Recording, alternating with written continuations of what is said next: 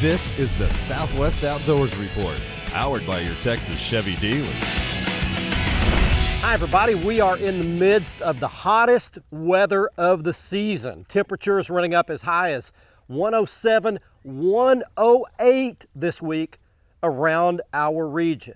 So it may seem like a little bit of a strange time to be talking about the effects of last winter, but that's what we're going to be doing on today's show, because there is something happening to the fishing around our region right now that is a direct result of what happened last winter. Also coming up in the next half hour, we're going to be taking you around our four-state region for your very latest fishing reports. Also coming up this week on the Lawrence Hot Lake of the Week, I'll be talking about some really hot summer bass fishing going on in the grass at Toledo Bend Reservoir. On Barry's Reel Fishing, we'll be teaching you a deadly technique for catching deep summertime and fall and winter crappie. And on the Big Catch of the Week, we'll be showing you a little kid with a big largemouth bass. Well, right now I'd like to welcome you into Richland Chanbers Reservoir. This is a East Central Texas reservoir located just southeast of the city of Corsicana, Texas. It's loaded with several different species of game fish. We'll be talking about some of those on this week's episode as well. But first, here's Heather back at the FSN studios with your Chevy Weekend Planner. According to the Salinar tables, the best daylight fishing times this weekend will be from around 8 until 11 a.m. in the morning. It also looks like a good time to try some night fishing, with peak evening hours beginning just after the sun goes down. The sun will be setting at 8:21 in the evening and rising at 6:44 in the morning, with nights featuring a crescent moon 16% visible. Regardless of what you will be doing outside, it is going to be hot. Drink lots of water and don't forget the sunscreen. Have a great weekend, everyone. Now back to Barry at Richland Chanbers. Thanks, Heather. This week some folks emailed us asking about watching past episodes of our show. Let me tell you two ways that you can watch our show 24/7 in case you miss any episode. First of all, you can always see the last week's episode of our show on our website at southwestouttdoorsreport.com. It's right on the front page. The show will be divided into 3 clips, so you'll need to watch clip 1, clip 2, and clip 3 in that order. The other way is to go to our YouTube channel at Southwest Outdoors Report on YouTube. We have a whole channel that's got all of our archived episodes back to the beginning of the season. So there's no reason to ever miss any episode of our show, either on the website or on YouTube. Stay with us. When we come back, I'll begin to reveal to you what's happening around our region that's affecting the fishing right here in the summertime. This is the Southwest Outdoors Report, powered by your Texas Chevy dealer.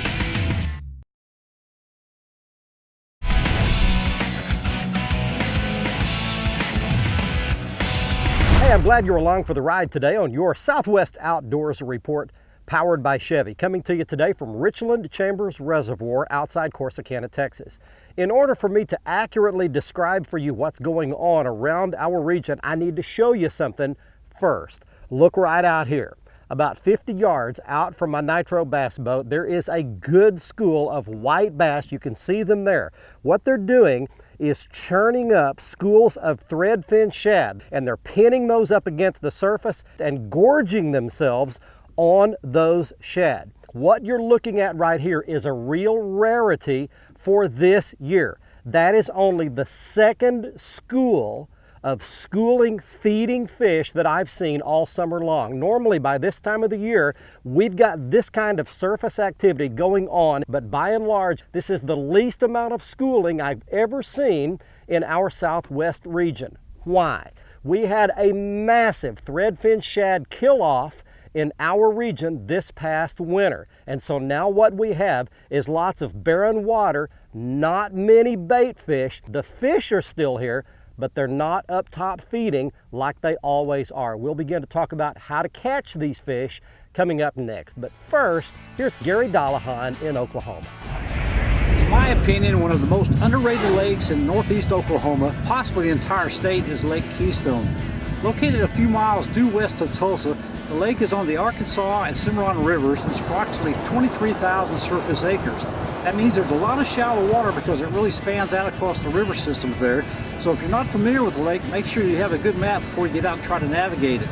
With the water up like it is right now, approximately 3 feet above normal, they are running a little bit more water through the dam than usual, which immediately below the dam, the tail race area, which is always a popular spot for stripers, hybrids, and catfish, has some activity going on right now.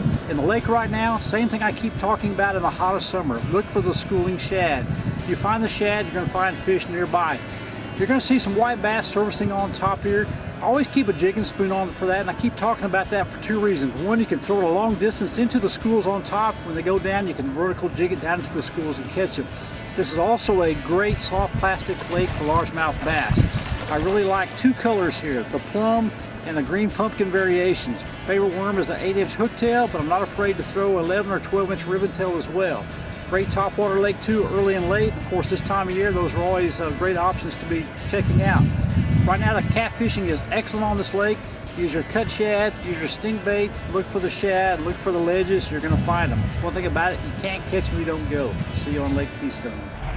This week on the Lawrence Hot Lake of the Week, I've got something really good for you bass fishermen out there.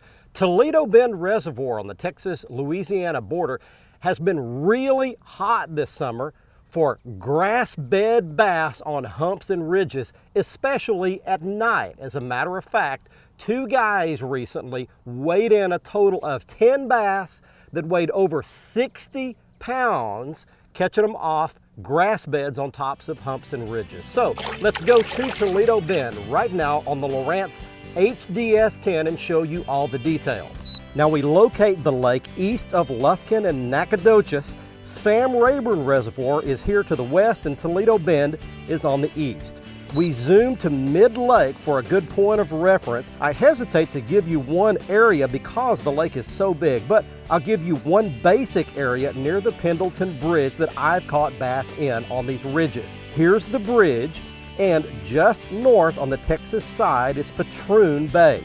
We switch to the Navionics Hot Maps Platinum chart loaded in the card slot, and by the way, new this year from Navionics is the new South chart with all of the southern lakes on one card. No more need to buy several cards.